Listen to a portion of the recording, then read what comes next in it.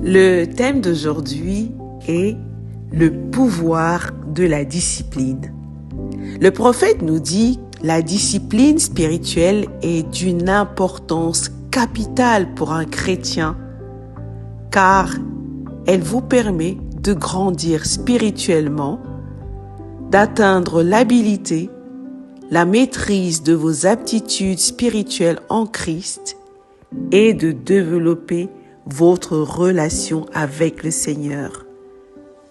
Si la discipline est requise pour s'améliorer et exceller dans tous les domaines de la vie spirituelle, elle l'est aussi pour la vie spirituelle.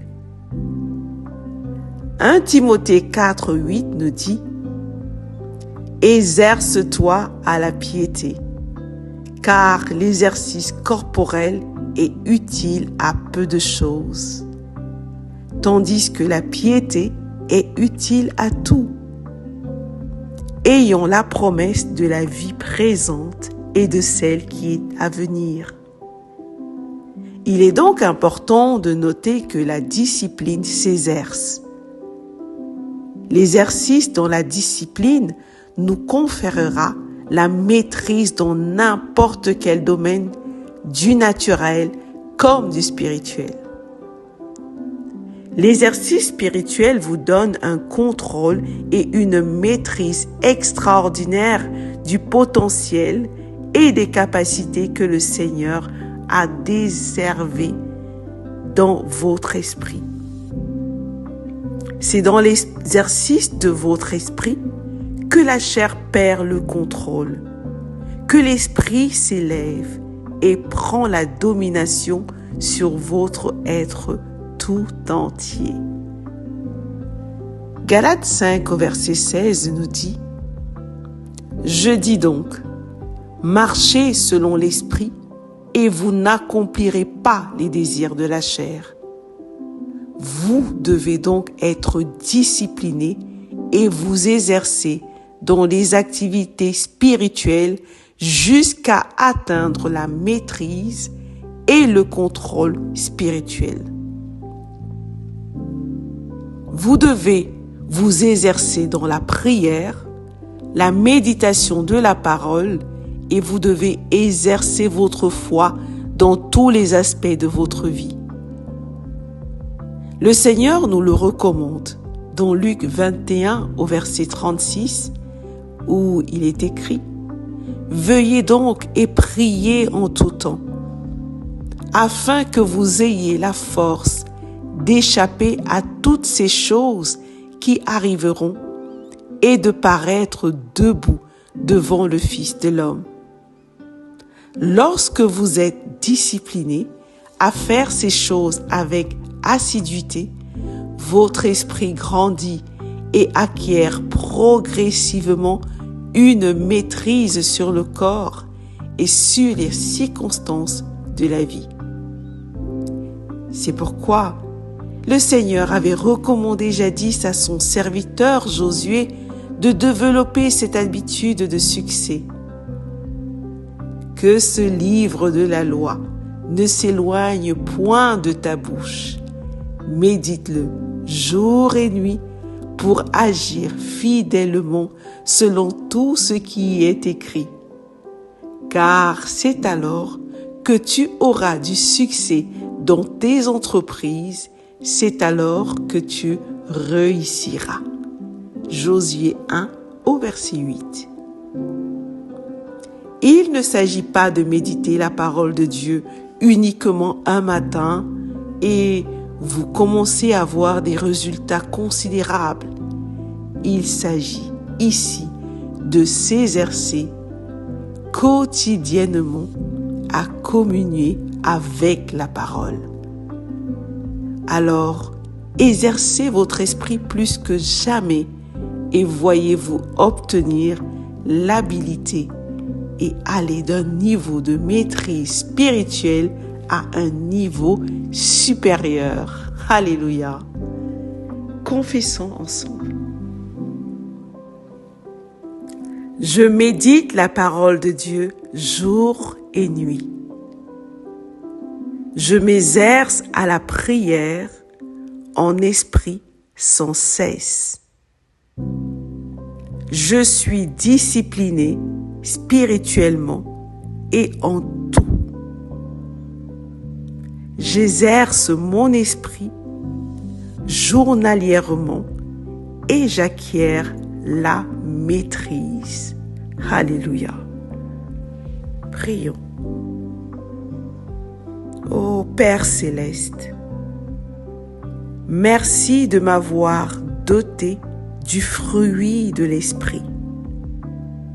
En lui, j'ai la maîtrise de soi. Je contrôle donc mon corps, les circonstances et les éléments autour de moi depuis mon esprit, parce que tu m'as donné d'être discipliné au nom du Seigneur Jésus-Christ. Amen. Le thème d'aujourd'hui est la glorieuse liberté que vous procure sa présence en vous.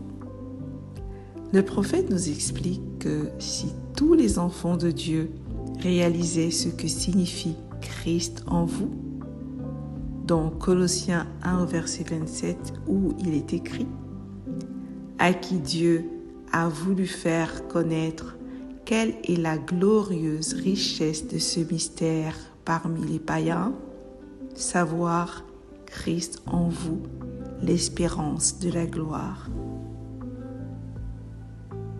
Nous ne verrions jamais aucun enfant de Dieu se retrouver dans la prison de la peur, de la tristesse, de la dépression, du manque, des inquiétudes. Car tout cela est lié au fait que vous ne soyez pas assez conscient de Christ en vous et de ce que cela signifie réellement.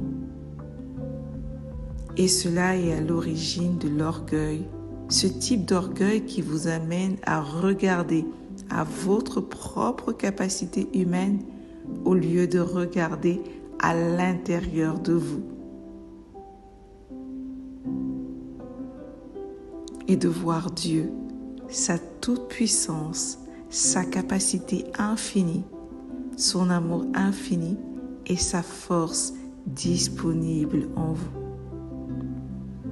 En regardant à vous-même, à votre capacité humaine, à ce qui est dans votre poche ou compte bancaire, vous vous plongez vous-même dans la plus haute confusion, le découragement, la peur du lendemain, les inquiétudes concernant vos finances, la tristesse, la dépression, l'insécurité.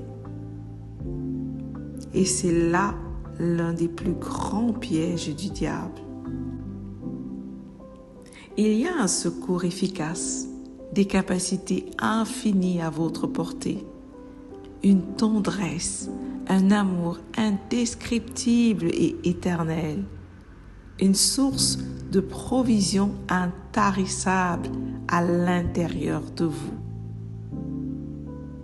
Il est écrit dans Jean 7, 27, 38 à 39, « Celui qui croit en moi, des fleuves d'eau vive couleront de son sein. » Comme dit l'Écriture, il dit cela de l'Esprit que devaient recevoir ceux qui croiraient en lui.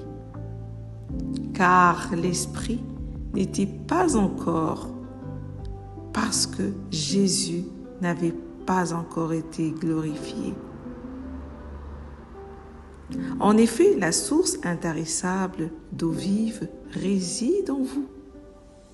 Et 1 Jean 4, verset 4 révèle que vous, petits enfants, vous êtes de Dieu et vous les avez vaincus, parce que celui qui est en vous est plus grand que celui qui est dans le monde. Vous ne les avez pas vaincus parce que vous jeûnez beaucoup ou que vous êtes connu de votre pasteur, mais parce que vous regardez à Dieu qui est le plus grand qui vit en vous.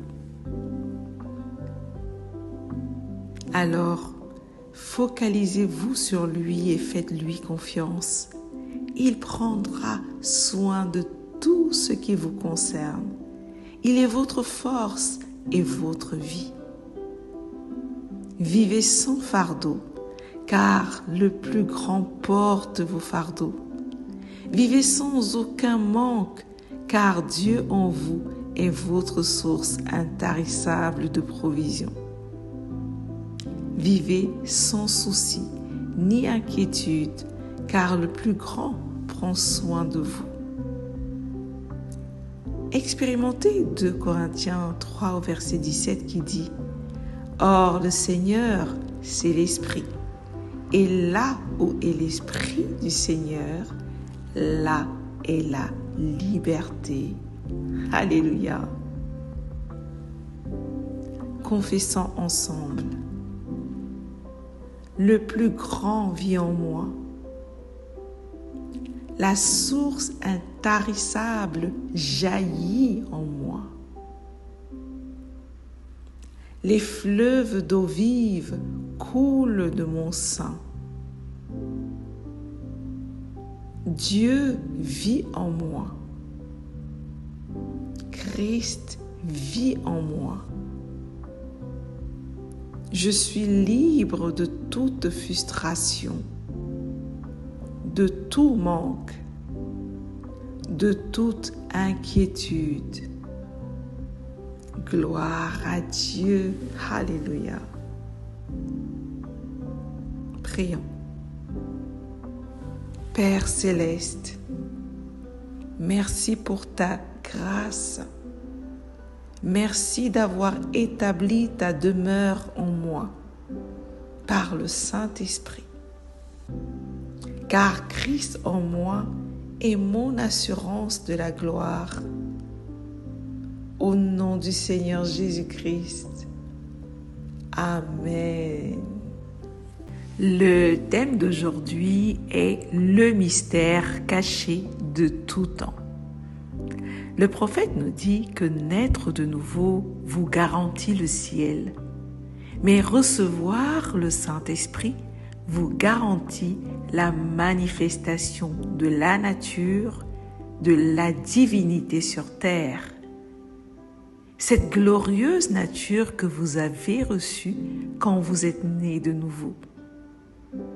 Si vous êtes né de nouveau et que vous avez reçu le Saint-Esprit en vous, vous avez toutes les capacités de Dieu en vous. Car le Saint-Esprit, c'est l'Esprit de Dieu. Et l'Esprit de Dieu, c'est Dieu lui-même. Donc, le Saint-Esprit en vous, c'est Dieu en vous. Ce mystère est grand et puissant. Il était caché depuis toujours, mais révélé maintenant. Selon Colossiens 1, 26 au 27, il est écrit « Le mystère caché de tout temps et dans tous les âges, mais révélé maintenant à ses saints, à qui Dieu a voulu faire connaître quelle est la glorieuse richesse de ce mystère parmi les païens. Savoir Christ en vous, l'espérance de la gloire. » Alléluia. C'est la plus grande révélation du christianisme. Et tout enfant de Dieu devrait la saisir. Comprenez ceci. Dieu en vous, c'est la sagesse suprême et infinie en vous. C'est la gloire, la beauté et la paix en vous. C'est la force suprême et la puissance même qui a créé l'univers en vous. Bref, c'est le ciel en vous. C'est pourquoi, en tant que chrétien, vous ne pouvez pas être vaincu par les situations et les circonstances adverses de la vie, ou encore par les ennemis. En effet, il est écrit dans 1 Jean 4, verset 4, « Vous, petits enfants, vous êtes de Dieu, et vous les avez vaincus, parce que celui qui est en vous est plus grand que celui qui est dans le monde. Oui, vous les avez déjà tous vaincus, car le plus grand a fait sa demeure en vous. Vivez sans crainte, vivez plein d'audace, vous réjouissant toujours dans le Seigneur. Un enfant de Dieu dominé par les circonstances de la vie est un enfant de Dieu ignorant de cette grande et glorieuse révélation. Inconscient de Christ qui vit en lui. Mais gloire soit rendue à Dieu, vous l'avez reçu maintenant, cette puissance glorieuse et grande révélation. Alors, vivez dans la conscience que Dieu est en vous. Alléluia. Confessons. Mon corps est le temple du Saint-Esprit. Dieu habite en moi. Le Tout-Puissant vit en moi. Le plus grand vit en moi. J'ai tout en lui et je suis comblé. Alléluia. Prions. Père céleste, merci de m'avoir donné ton esprit qui habite en moi et qui œuvre en moi. Je suis un avec toi, Père. Merci, précieux Saint-Esprit, d'avoir fait de moi ta demeure éternelle au nom puissant du Seigneur Jésus-Christ. Amen. Le thème d'aujourd'hui est l'instrument pour accéder à la dimension des possibilités infinies. Le prophète nous dit et nous fait lire dans Marc 9, verset 23, Jésus lui dit, « Si tu peux, tout est possible à celui qui croit. » À travers la parole du Seigneur ici, nous pouvons comprendre le pouvoir du fait de croire. Il n'y a aucune limite pour un chrétien qui sait comment croire. La foi est un instrument. Croire, c'est utiliser cet instrument efficacement. Il est grand d'avoir la foi, mais savoir utiliser sa foi est encore mieux. De même qu'il ne suffit pas de s'acheter un magnifique piano, mais qu'il faut en plus savoir en jouer, de même pour la foi, il faut l'avoir et savoir l'utiliser, ce qui équivaut à croire. L'enseignement et l'apprentissage font partie du quotidien de l'homme sur terre. Or, on ne peut parler d'enseignement sans faire appel à l'intelligence, qui est une faculté réelle, mais abstraite et spirituelle, appartenant à l'esprit de l'homme. Ce qui veut dire que si les choses naturelles peuvent s'enseigner, les réalités spirituelles peuvent également l'être. Elles peuvent être apprises. Ainsi donc, le bon usage de la foi s'enseigne et s'apprend. Certains enfants de Dieu essayent d'effectuer des changements dans leur vie en utilisant leur foi. Quand ils ne voient pas de résultats, ils finissent souvent par conclure que ça ne marche pas. D'autres se disent qu'ils n'ont pas la foi ou que leur foi est trop petite pour apporter les changements dont ils ont besoin.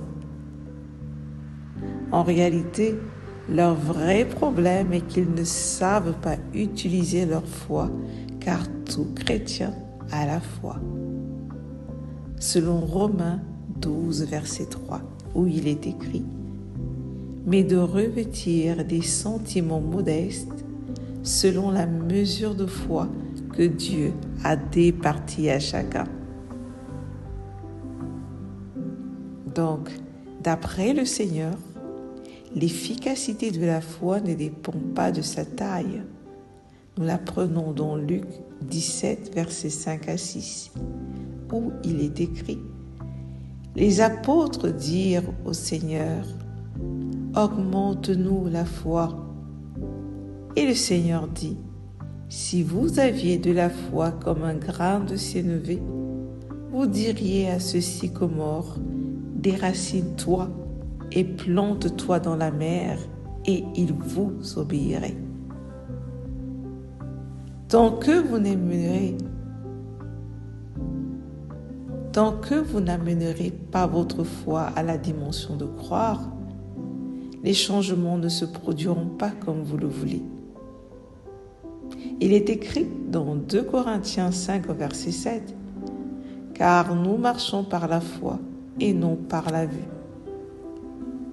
Et dans Romains 10, verset 17, « Ainsi la foi vient de ce qu'on entend, et ce qu'on entend vient de la parole de Christ. » Donc, apprendre à croire, c'est apprendre à voir et à parler la parole de Dieu.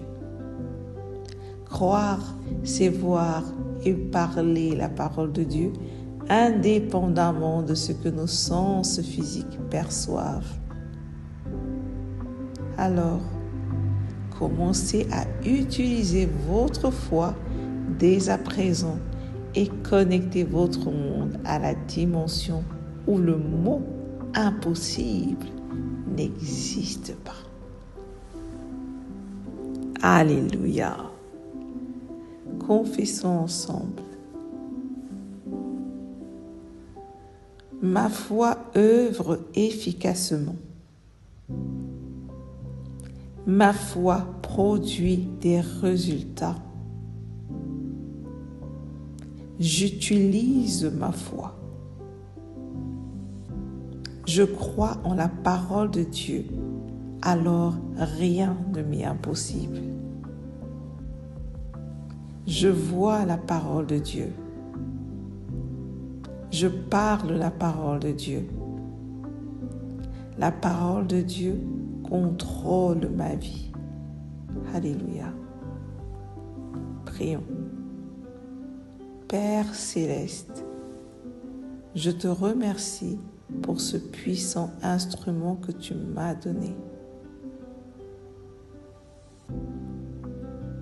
La mesure de foi, je l'utilise et je connecte mon monde à ta dimension. De possibilités infinies. Merci pour cette magnifique grâce de posséder la foi et d'avoir la capacité de croire au nom du Seigneur Jésus-Christ. Amen. Le thème d'aujourd'hui est la persévérance. Le prophète nous dit « Ne faites pas une chose qui marche quelquefois et puis vous abandonnez. » En effet, la persévérance est la clé de la maîtrise et de l'obtention d'excellents et d'extraordinaires résultats.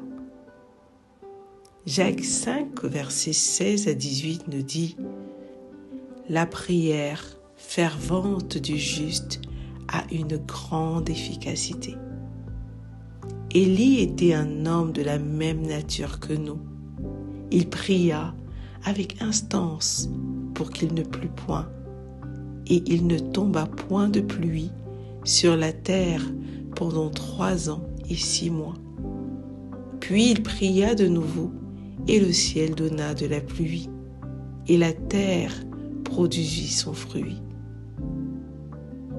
La prière fervente mentionnée ici est une prière faite avec insistance et persévérance, qui produit toujours des résultats comme ce fut le cas avec le prophète Élie, qui persista dans la prière jusqu'à voir le changement qu'il voulait. Le surnaturel s'enseigne, mais connaître ses clés ne suffit pas. Il faut de la persévérance pour maîtriser ses secrets. C'est pourquoi celui qui s'adonne avec persévérance et persistance à la pratique d'un don spirituel finira par le maîtriser. C'est juste une question de temps. Et la maîtrise est importante en ce que lorsque vous obtenez la maîtrise d'une dimension ou d'un don surnaturel, vous avez la possibilité de naviguer dans cette dimension ou don à volonté. Donc, si vous désirez opérer dans le surnaturel, sachez que c'est une marche de persévérance et de persistance dans la pratique des bons principes. Vous vous y adonnez jusqu'à ce que vous obteniez la maîtrise. Alors, ne vous découragez pas, car la maîtrise appartient à ceux qui sont persévérants et persistants. Alléluia. Confessons ensemble. Je n'abandonne jamais. Je suis persistante. Je suis persévérante. J'acquiers la maîtrise du surnaturel. J'ai la maîtrise du surnaturel. Alléluia. Prions. Père céleste, merci pour ta parole qui m'établit dans le surnaturel. Par ton esprit, je suis persistante, persévérante et j'acquiers la maîtrise du surnaturel au nom du Seigneur Jésus-Christ. Amen. Le thème d'aujourd'hui est « Suis le chemin que le Seigneur t'appelle à suivre et ne t'en détourne jamais ». Le prophète nous dit, selon les standards de Dieu, une personne a réussi sa vie sur la terre lorsqu'elle a atteint le but pour lequel Dieu l'a envoyée sur la terre, lorsqu'elle a rempli la mission que Dieu lui a confiée. Votre réussite n'est pas la charge de personne d'autre que vous. Vous avez la responsabilité de remplir la mission et d'atteindre le but que Dieu vous a donné. Et pour cela, vous devez, à travers la sagesse de Dieu, à l'œuvre en vous, prendre toutes les mesures possibles pour réussir. Et l'une des mesures fondamentales est de suivre son chemin sans s'en détourner. Le psaume 32 au verset 8 nous dit « Je t'instruirai et je te montrerai la voie que tu dois suivre. Je te conseillerai, j'aurai le regard sur toi. » Vous êtes unique dans votre genre, l'original de ce que vous êtes. Il n'y a pas deux comme vous et il n'y en aura jamais. Vous êtes précieux pour Dieu et c'est la raison pour laquelle Dieu vous a confié une mission que personne d'autre ne peut accomplir et un but que seul vous êtes capable, êtes appelé à atteindre.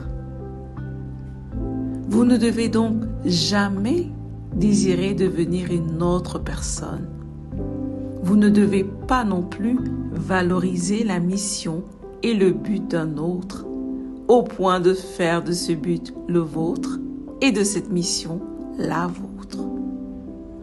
Peu importe combien semble beau ce but ou cette mission, et à quel niveau de succès cette personne opère, selon les standards humains. N'oubliez pas que Dieu ne donne à ses enfants que le meilleur. Ne vous comparez jamais à qui que ce soit. En le faisant, vous tombez dans le piège du diable. Vous devez, par contre, vous inspirer des personnes qui excellent. Remerciez Dieu pour leur vie sans jamais en être jaloux et sans jamais se comparer à eux. Vous devez mesurer votre succès en fonction de vous et non de qui que ce soit. Comme il est dit dans Galates 6, versets 4 à 5.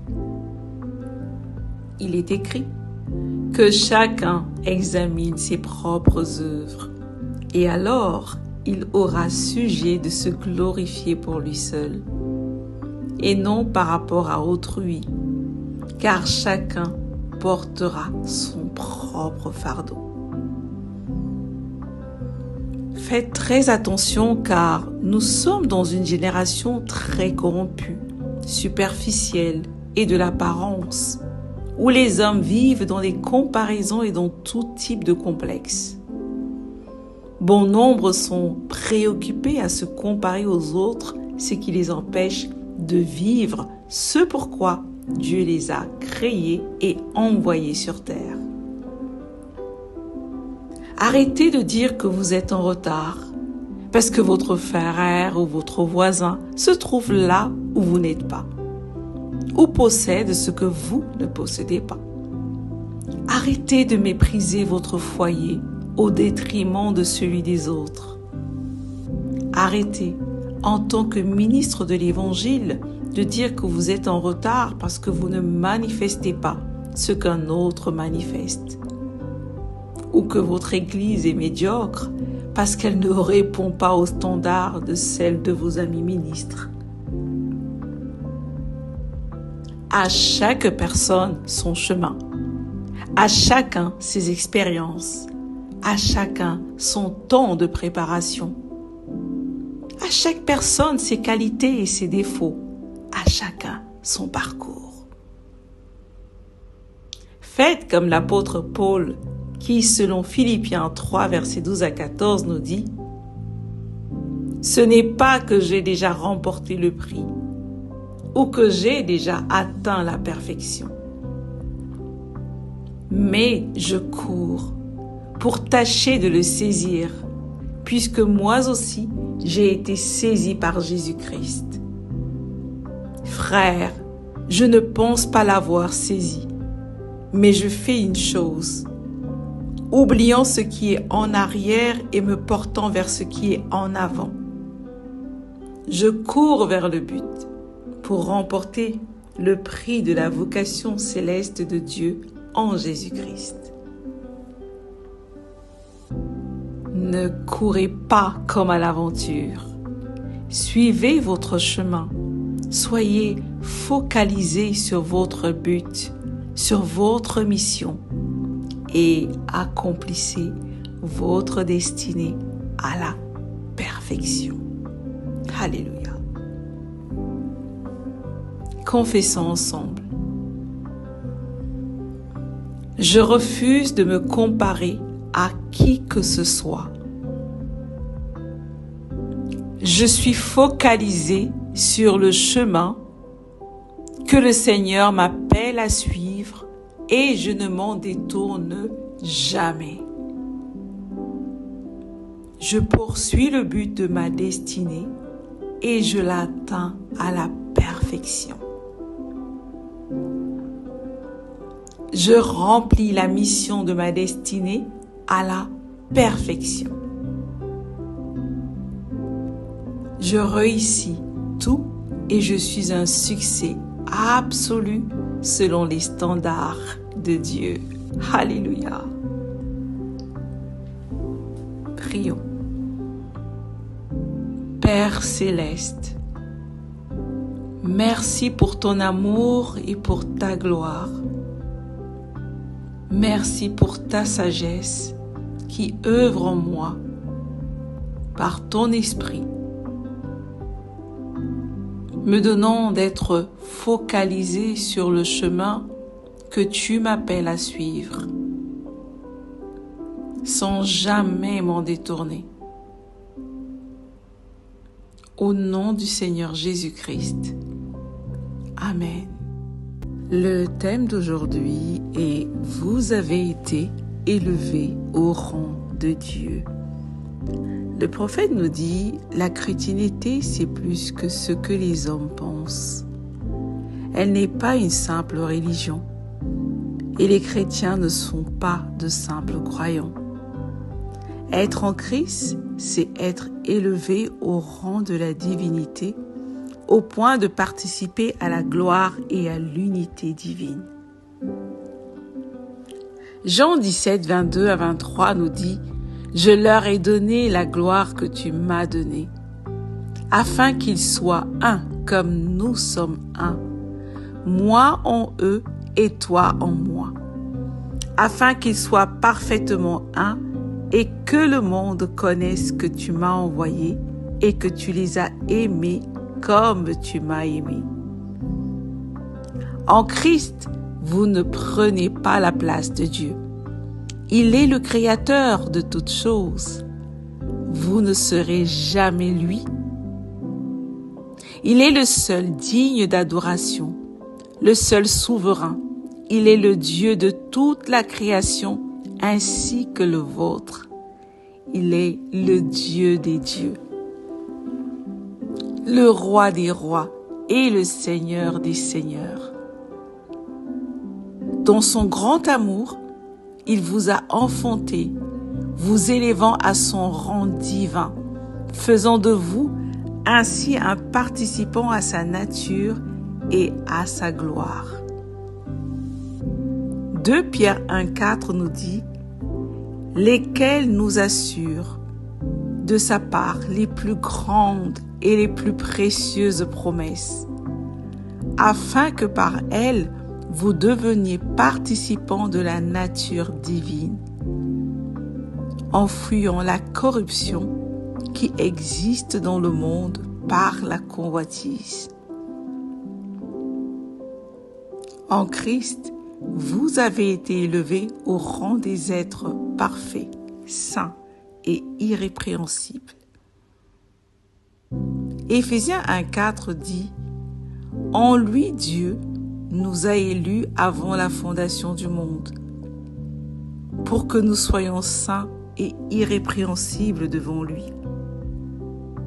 En Christ, vous avez été élevés au rang des immortels, invincibles, irrésistibles, inébranlables, instoppables et indestructibles par le biais de l'Évangile. » C'est ce que révèle 2 Timothée 1 au verset 10, où il est dit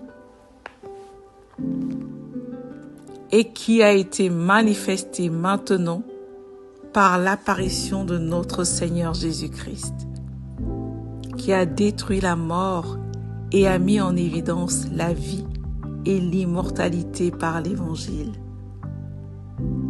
C'est cela la gloire que le Seigneur a partagée avec vous, et cette gloire est celle de Dieu.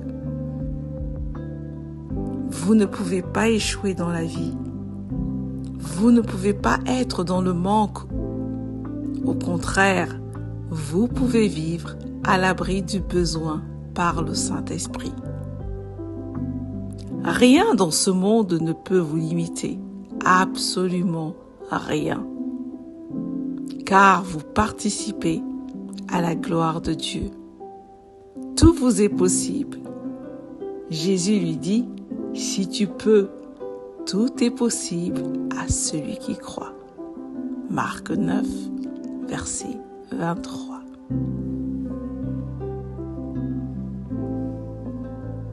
Confessons ensemble.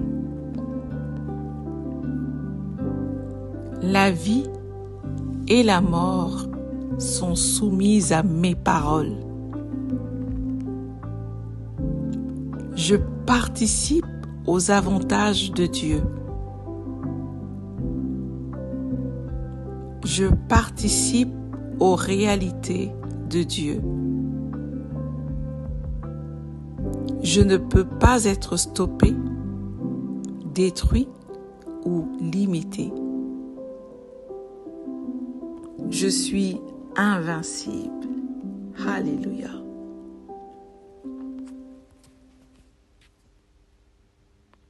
Prions. Père céleste, merci de m'avoir élevé au point de faire de moi un participant à ta nature et à ta gloire. Merci, Père. Mon âme te bénira sans cesse, éternellement, car tu as fait de moi une merveille. Au nom du Seigneur Jésus-Christ. Amen. Le thème d'aujourd'hui est l'ultime instrument de contrôle. La langue est un petit organe du corps, mais a un pouvoir et une autorité incroyables, nous dit le prophète. Elle a le pouvoir de la parole, c'est-à-dire la capacité d'exprimer, de créer, de former et d'enfanter les paroles qui sont les plus puissants éléments de la création. Tout a été créé par la parole. La langue a le pouvoir de créer et d'enfanter des éléments spirituels, car les paroles sont esprit, selon ce que dit le Seigneur dans Jean 6 au verset 63, où il est écrit: c'est l'esprit qui vivifie. La chair ne sert de rien. Les paroles que je vous ai dites sont esprit et vie. La langue a le pouvoir de tout soumettre. Elle a le contrôle sur les deux forces majeures qui œuvrent dans la création, la vie et la mort. Proverbe 18 au verset 21 déclare: la mort et la vie sont au pouvoir de la langue. Quiconque l'aime en mangera les fruits. La mort et la vie étant donc sous son contrôle, la langue peut les communiquer à toute chose.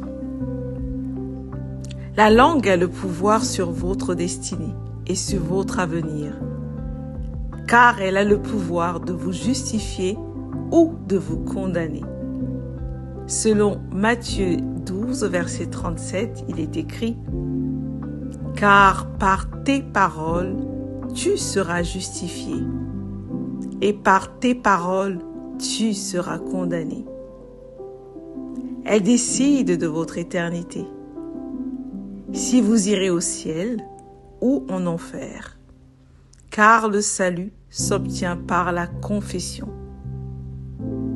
Romains 10, verset 10 déclare: « Car c'est en croyant du cœur qu'on parvient à la justice, et c'est en confessant de la bouche qu'on parvient au salut. » Selon ce que dit l'Écriture.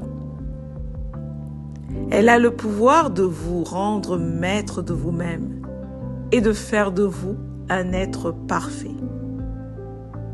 Jacques 3 au verset 2 déclare: « Nous branchons tous de plusieurs manières.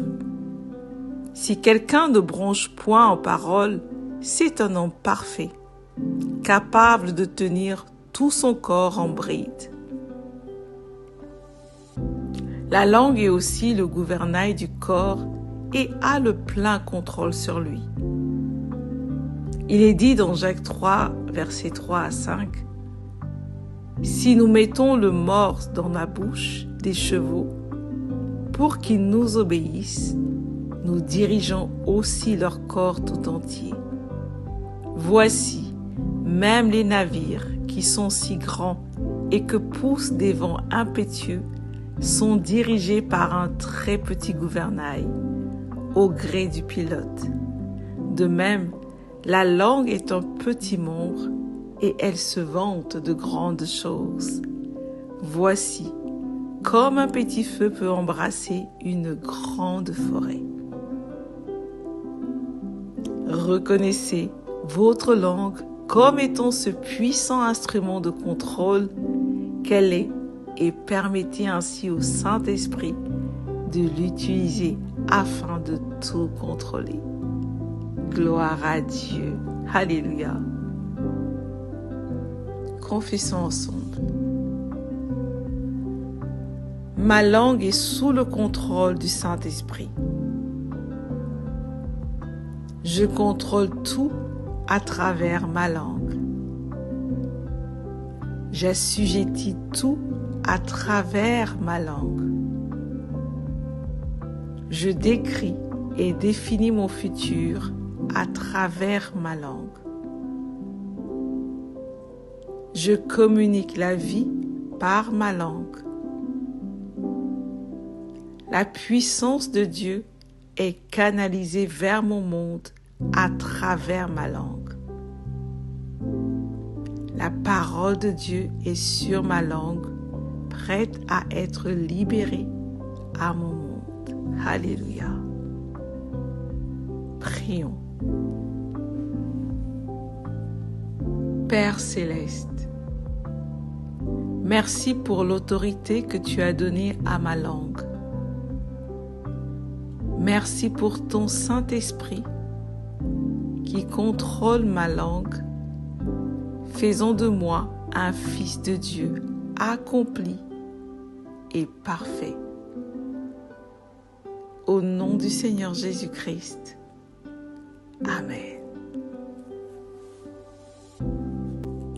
Le thème d'aujourd'hui est la mystique des paroles.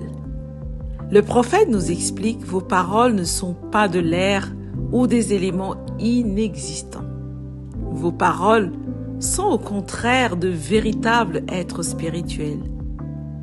Jean 6 au verset 63 dit « C'est l'esprit qui vivifie. La chair ne sert de rien. Les paroles que je vous ai dites sont esprit et vie. » En effet, elles peuvent se lever et plaider votre cause, vous justifier, vous dénoncer ou vous condamner. Matthieu 12, 37 nous dit « Car par tes paroles tu seras justifié et par tes paroles tu seras condamné. » Vos paroles peuvent vous parler, c'est-à-dire que vous pouvez être transporté dans une dimension où elle vous réconforte et vous rappelle que vous êtes un fils de Dieu. Vos paroles ont une intelligence. Ce sont des esprits et ce sont les serviteurs les plus fidèles d'un homme. Vos paroles sont aussi vos anges, car vous avez, à travers elles, le pouvoir de créer des anges, des esprits qui auront pour but d'accomplir ce pourquoi vous les avez libérés. En Christ, vos paroles sont soutenues par l'autorité de Dieu. Elles ont donc le poids et la valeur des siennes par la vertu du Saint-Esprit. Matthieu 18, 18 nous dit « Je vous le dis en vérité, tout ce que vous lierez sur la terre sera lié dans le ciel, et tout ce que vous délierez sur la terre sera délié dans le ciel. » C'est pourquoi, de même que la pluie ne retourne pas aux cieux sans avoir fécondé la terre, de même, vos paroles ne reviennent pas à vous sans avoir accompli ce pourquoi vous les avez libérés. Tout comme Dieu nous l'apprend lui-même dans Ésaïe 55, versets 10 à 11, où il est écrit Comme la pluie et la neige descendent des cieux et n'y retournent pas sans avoir arrosé, fécondé la terre et fait germer les plantes, sans avoir donné de la semence au semeur et du pain à celui qui mange, ainsi en est-il de ma parole qui sort de ma bouche. Elle ne retourne point à moi sans effet, sans avoir exécuté ma volonté et accompli mes desseins. Vos paroles revêtent le caractère et l'émotion de leur signification. Ce sont des soldats programmés pour accomplir. Alors ils accomplissent toujours la raison de leur existence. Dans le monde spirituel, vous pouvez voir vos paroles, les entendre, les toucher, car ce sont des éléments spirituels tangibles et concrets. Certains ont mis leurs paroles en conflit entre elles-mêmes. Il est possible, par vos paroles, de créer une guerre des esprits. Parce que à chaque fois que vous parlez, vous envoyez des esprits en mission et les paroles opposées se combattent entre elles, car elles ont des missions opposées. Vos confessions de santé et vos confessions de maladie sont en conflit entre elles. Vos confessions de pauvreté et celles de prospérité sont en guerre entre elles. Alors, prenez garde à ne pas créer des esprits qui vous détruiront. Ne créez pas des adversaires, créez plutôt des aides, des consolateurs, des guerriers qui combattront pour votre cause. D'après Matthieu 12 au verset 36, le jour du jugement, ce sont vos paroles qui se tiendront devant Dieu pour vous condamner ou vous justifier. Il est dit, « Je vous le dis au jour du jugement, les hommes rendront compte de toute parole vaine qu'ils auront proférée. Car par tes paroles, tu seras justifié, et par tes paroles, tu seras condamné. Ayez et envoyez de bons esprits en mission pour votre cause. Vos paroles sont vos soldats les plus fidèles. Elles ont le droit de se tenir devant Dieu et de lui faire des rapports et donner des verdicts. Alors utilisez votre bouche et libérez des paroles avec la conscience de ce qu'elles sont véritablement, des êtres spirituels. Gloire à Dieu. Alléluia. Confessons ensemble. Mes paroles sont en mission, œuvrant partout pour mon bien. Mes paroles aplanissent mes voies. Mes paroles sont mes soldats les plus fidèles et les plus fiables. Mes paroles plaident ma cause. Mes paroles sont au service du bien et de l'amour. Mes paroles sont au service de Dieu. Alléluia. Prions. Père céleste, merci pour la capacité extraordinaire que tu m'as donnée de créer et d'enfanter des esprits par ma langue. Mes paroles sont de véritables esprits à ton service, à celui de la justice et de l'amour par la puissance du Saint-Esprit. Merci Père, Je te suis éternellement reconnaissant. Au nom du Seigneur Jésus-Christ. Amen. Le thème d'aujourd'hui est être un soldat de Dieu apte à la conquête. On ne parle pas de conquête sans parler d'armée et de soldats, nous dit le prophète. En Christ, vous êtes un soldat.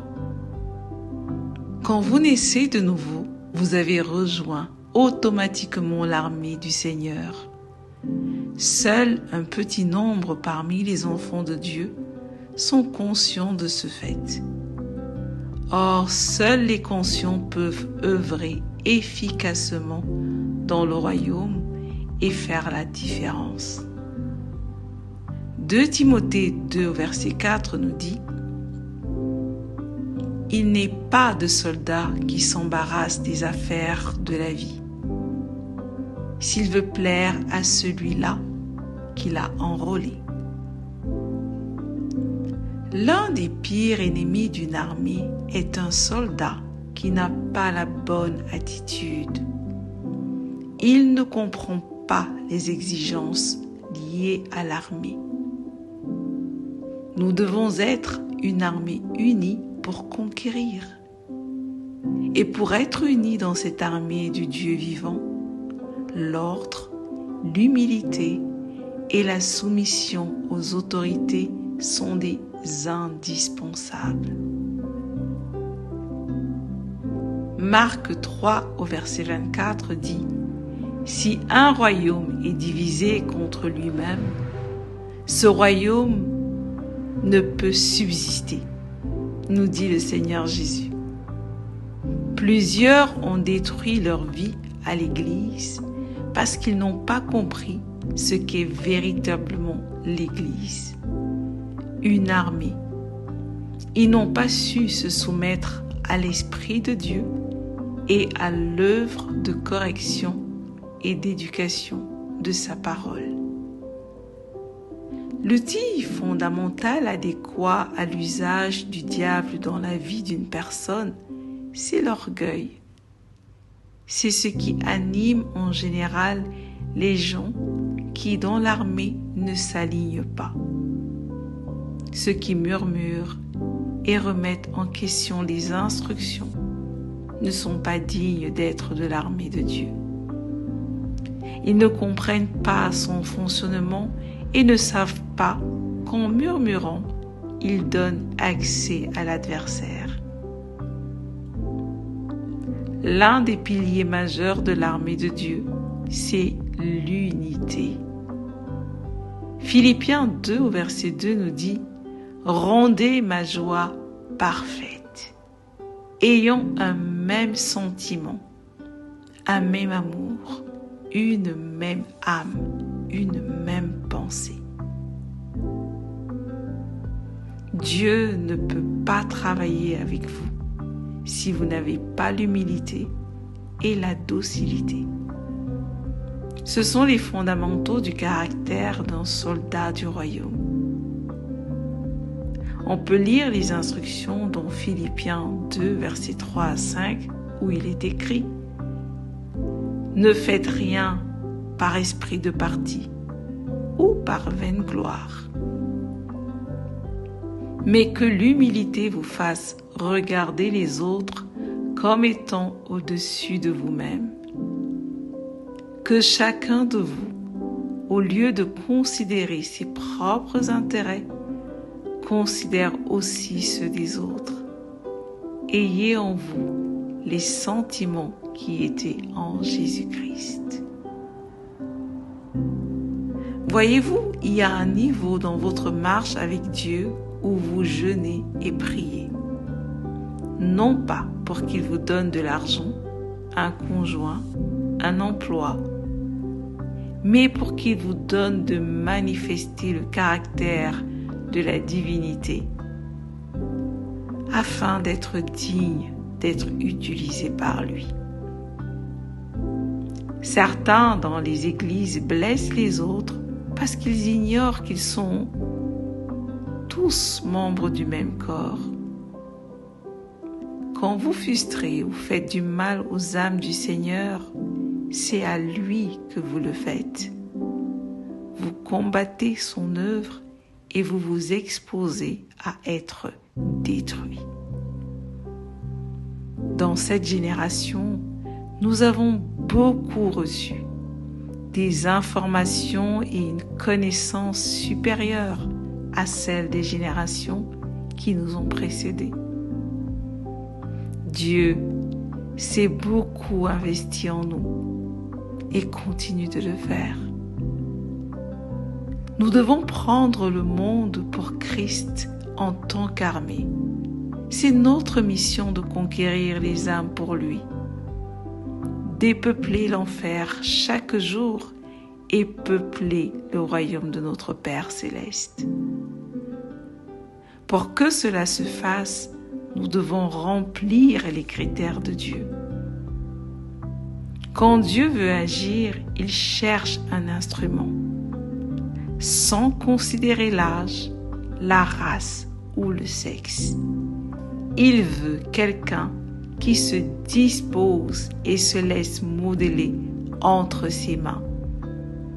Et alors, il pourra l'utiliser. Serez-vous celui-là? Décidez-vous de devenir un avantage pour l'armée de Dieu et non le contraire. Alléluia. Confessons ensemble. Je suis un soldat conscient et actif de l'armée du Seigneur. Je conquiers les âmes pour Christ. Je gagne de nouveaux territoires pour le Seigneur chaque jour. Je suis docile au ministère du Saint-Esprit et de la parole de Dieu dans ma vie. Je les laisse me corriger, m'éduquer et me façonner chaque jour et je deviens un homme selon le cœur de Dieu. Au nom du Seigneur Jésus-Christ. Prions. Père céleste, merci de m'avoir appelé à faire partie de ton armée. Je me soumets à toi aujourd'hui, afin que tu fasses de moi ce que tu veux. Rends-moi docile, rends-moi humble. Tu es le potier et je suis l'argile. Seigneur, donne-moi la forme qui te plaît, afin que je puisse être pleinement utile toute ma vie. Au nom du Seigneur Jésus-Christ. Amen. Le thème d'aujourd'hui est être un soldat de Dieu, apte à la conquête, partie 2. Le monde d'aujourd'hui n'a pas les mêmes réalités et enjeux que le monde d'hier, nous dit le prophète. C'est pourquoi quiconque sera trouvé comme étant un fidèle, authentique soldat de Christ dans ce temps aura une plus grande récompense dans le temps, mais aussi dans l'éternité. L'une des choses qui caractérise un bon soldat, c'est l'amour de la discipline et la prière est l'une des disciplines fondamentales d'un soldat de Christ. Il faut donc être un chrétien au bon fondement, ayant une vraie et solide relation avec Dieu, découlant d'une vive intimité avec lui. Les soldats du Seigneur Jésus-Christ qui vont prendre les nations et gagner des multitudes d'âmes pour lui sont ceux qui vont prier sans cesse. C'est une condition pour être apte, car c'est lui-même qui vous a bâti et vous équipe. Et l'un des instruments par lequel il le fait, c'est la prière. Il nous dit dans 1 Thessaloniciens 5, 17, « Priez sans cesse ». Et dans Luc 18 au verset 1, « Il faut toujours prier et ne point se relâcher ». Le Seigneur Jésus est le Fils premier-né et il nous a donné l'exemple. Sa vie sur terre était une vie de prière. Sans cela, il n'aurait pas accompli sa mission. Il a été un succès en tout et pour tout parce qu'il priait sans cesse. Dans le lieu de la prière, nous communions avec Dieu et nous libérons des secrets, des décrets. Nous parlons en accord avec ce qu'il nous dit. En Christ, nous sommes des dieux et les dieux ne gagnent pas les choses comme les créatures ordinaires ou les hommes de chair et de sang. Quand ils veulent quelque chose, ils parlent jusqu'à ce qu'elle soit manifestée. Dans l'armée des fils de Dieu, nous combattons et conquérons par les paroles, les décrets et les déclarations. Il est donc vital que non seulement vous bâtissiez votre vie de prière, mais aussi que vous appreniez à manier l'épée de l'esprit, ce qui passe par l'usage de la langue. On peut le lire dans Éphésiens 6 au verset 17. Pour cela, mettez la parole de Dieu chaque jour dans votre cœur et libérez-la par votre bouche sur toutes les situations et les circonstances. Alors vous deviendrez un soldat apte à être utilisé pour la conquête. Devenez sérieux avec votre vie de prière et avec les paroles qui sortent de votre bouche dès à présent. Confessons. Je suis un bon soldat dans l'armée des fils de Dieu. Je suis continuellement en communion avec son esprit. Je suis rempli de la parole de Dieu. Elle est toujours dans mon cœur et dans ma bouche. Alléluia. Prions. Père de grâce, je te remercie pour le don de ton esprit, par qui je suis en communion avec toi perpétuellement. Ma vie de prière est vivante et vivifiante, car je me délecte en ta présence sans cesse. Je me réjouis de t'entendre me parler et de te parler en retour. Au nom du Seigneur Jésus-Christ. Amen. Le thème d'aujourd'hui est « Soyez maître de votre être et révélez-vous à la création ». Le prophète nous dit « Vous êtes un succès selon Dieu lorsque vous avez accompli votre destinée en Christ ». La raison pour laquelle vous avez été créé. Votre accomplissement passe par la pleine révélation de qui vous êtes. Romains 8, 19 dit « Aussi, la création attend-elle avec un ardent désir la révélation des fils de Dieu. » Il y a des êtres sur terre qui attendent que vous vous révéliez. Sinon, ils seront non accomplis. Ce que votre révélation est censée leur apporter leur est indispensable Vous devez devenir le maître de votre être pour pouvoir vous révéler à la création. Premièrement, prenez le contrôle de vos pensées. Rendez-les captives à l'obéissance de Christ.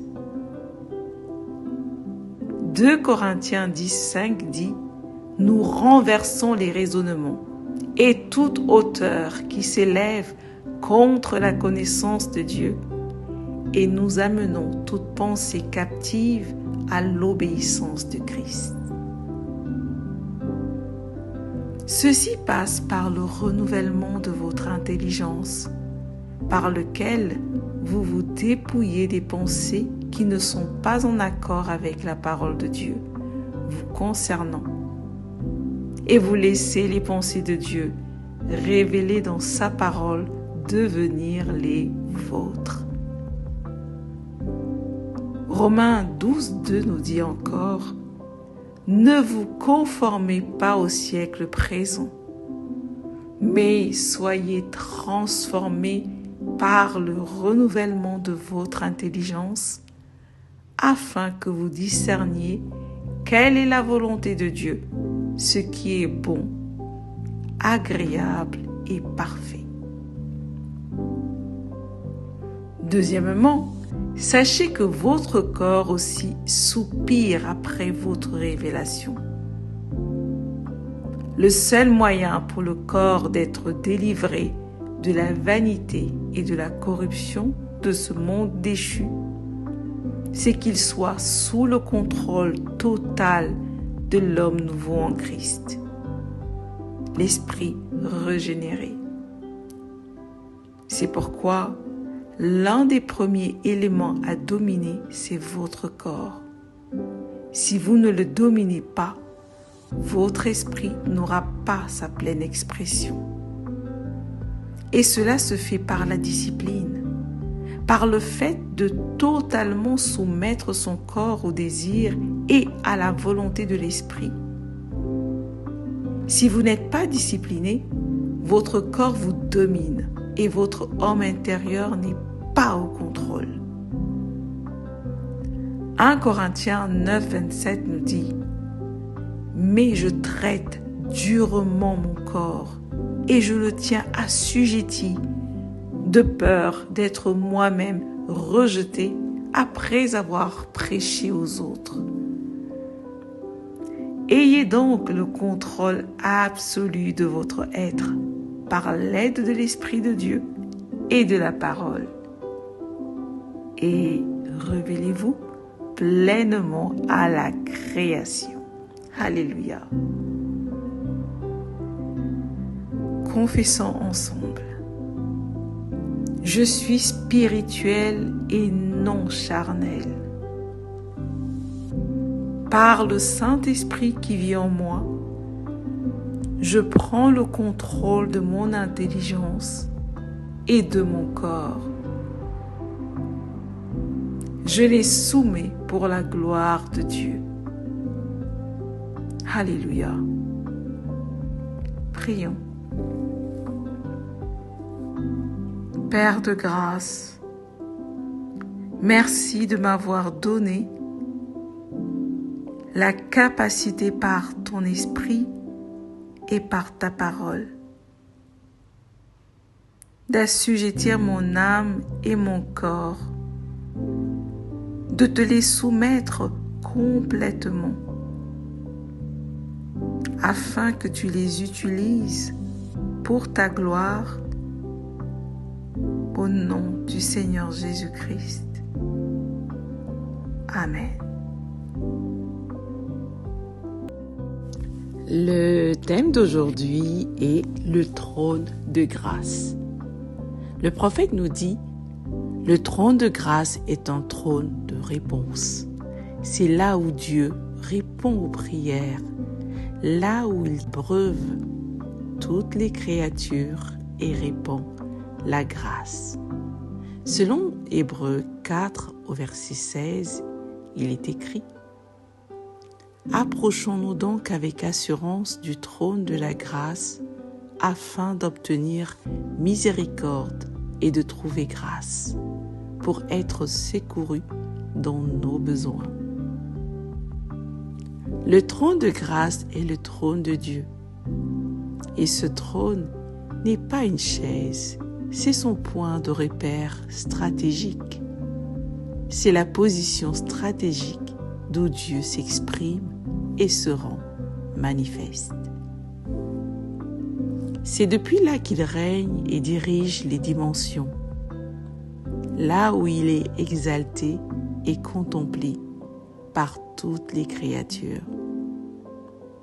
Dieu est omniprésent, il est partout à la fois et il est si grand que les cieux des cieux ne peuvent le contenir. Selon 1 Roi 8 au verset 27, il est dit: Mais quoi? Dieu habiterait-il véritablement sur la terre? Voici, les cieux et les cieux des cieux ne peuvent te contenir. Combien moins cette maison que je t'ai bâtie. Vois-tu, Dieu ne peut donc pas être limité en un seul lieu. Le trône de Dieu est donc ce point stratégique qu'il s'est choisi. Étant en Christ, vous êtes des participants à la nature divine et à la gloire de Dieu. D'après Jean 17 au verset 22 et 23, il est dit: Je leur ai donné la gloire que tu m'as donnée, afin qu'ils soient un comme nous sommes un. Moi en eux et toi en moi, afin qu'ils soient parfaitement un et que le monde connaisse que tu m'as envoyé et que tu les as aimés comme tu m'as aimé. Et donc, vous avez une autre réalité et d'autres rapports avec le trône de grâce. Regardez cette description du trône de grâce dans Apocalypse 22 au verset 1, où il est écrit: Et il me montra un fleuve d'eau de la vie, limpide comme du cristal, qui sortait du trône de Dieu et de l'agneau. Donc, des fleuves d'eau de la vie sortent du trône de Dieu, du trône de grâce. Voyez maintenant ce qui est dit à propos de vous en Christ dans Jean 7, 37 à 39. Le dernier jour, le grand jour de la fête, Jésus, se tenant debout, s'écria: Si quelqu'un a soif, qu'il vienne à moi et qu'il boive. Celui qui croit en moi, des fleuves d'eau vive couleront de son sein, comme dit l'Écriture. Il dit cela de l'Esprit que devaient recevoir ceux qui croiraient en lui, car l'Esprit n'était pas encore arrivé, parce que Jésus n'avait pas encore été glorifié. Ainsi, le trône de grâce n'est plus uniquement au ciel, le trône de grâce est dans vos cœurs. Vous n'avez donc plus besoin d'aller au ciel pour vous en approcher. Vous êtes en contact direct avec lui. En effet, le même trône de grâce qui est au ciel, devant lequel se prosternent les myriades d'êtres, est en vous, dans votre esprit, car vous êtes devenus un avec Dieu. Dieu vit en vous et s'exprime à travers vous. Alors, des fleuves d'eau vive sortent de votre esprit afin d'abreuver la création. Il est clair qu'en Christ, vous êtes devenu le trône de Dieu. Vous êtes devenu le point de repère stratégique, d'expression et de manifestation de Dieu où il règne, dirige, répond aux prières et répand la grâce. En Christ, vous êtes devenu la manifestation physique du trône de grâce pour votre monde. Vous pouvez répondre aux prières et aux besoins de votre monde, car désormais, Dieu répond aux prières et répand sa grâce à travers vous. Gloire à Dieu. Confessons ensemble. Le trône de grâce est en moi. Les fleuves d'eau vive coulent de mon sein. L'Éternel vit en moi et s'exprime à travers moi. Car je suis devenu le trône de grâce du Dieu Tout-Puissant. Il répond aux prières et répand la grâce à travers moi. Gloire à Dieu. Alléluia. Prions. Père céleste, merci d'avoir fait de moi ton point de repère stratégique d'expression et de manifestation. Merci d'avoir fait de moi ton trône de grâce pour mon monde par le Saint-Esprit. Au nom du Seigneur Jésus-Christ. Amen. Le thème d'aujourd'hui est des opportunités déguisées en obstacles. Le prophète nous dit, vous devez vous décider à être de ceux qui ne désespèrent pas, n'abandonnent pas et ne cèdent pas. Car quelle que soit l'adversité qui s'élève contre vous, en Christ, vous êtes des plus que vainqueurs. Selon Romains 8, verset 37, il est écrit « Mais dans toutes ces choses, nous sommes plus que vainqueurs par celui qui nous a aimés. » Voilà la fin de notre histoire. Même s'il semble en être autrement maintenant, que la réalité de la parole devienne votre réalité. Les conquérants aiment les défis, les obstacles et les difficultés. Vous en êtes un, alors ne baissez pas les bras. Ce n'est pas fini tant que vous n'avez pas gagné. Voyez ces obstacles comme des opportunités pour élever le niveau de votre foi, pour vous élever et être promu. La vie en Christ est un parcours de gloire dont Dieu a déjà décidé l'issue. Nous ne pouvons donc pas être désavantagés. Romains 8 au verset 28, il nous dit « Nous savons du reste que toute chose concourt au bien de ceux qui aiment Dieu, de ceux qui sont appelés selon son dessein. » Dans la bouche de tout homme, il y a un pouvoir, mais dans celle d'un enfant de Dieu, il y a une autorité et une puissance supérieure. Notre force de domination se trouve dans votre bouche. Quand vous le savez, l'obstacle n'est plus un désavantage. Au contraire, c'est une promotion. Vous triomphez de lui et vous devenez plus grand, plus fort et plus glorieux. Et la prochaine fois que vous apercevrez l'adversité de loin, vous sourirez car vous saurez que c'est une autre opportunité déguisée et un niveau supérieur qui s'ouvre à vous. Alléluia! Confessons ensemble. Je ne recule devant rien. J'affronte les circonstances adverses avec foi. La parole de Dieu sur mes lèvres je triomphe toujours. Alléluia. Prions.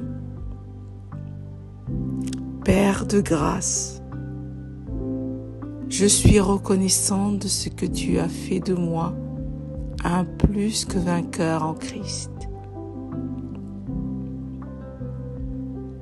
À cause de cela, je ne crains rien et je ne désespère jamais.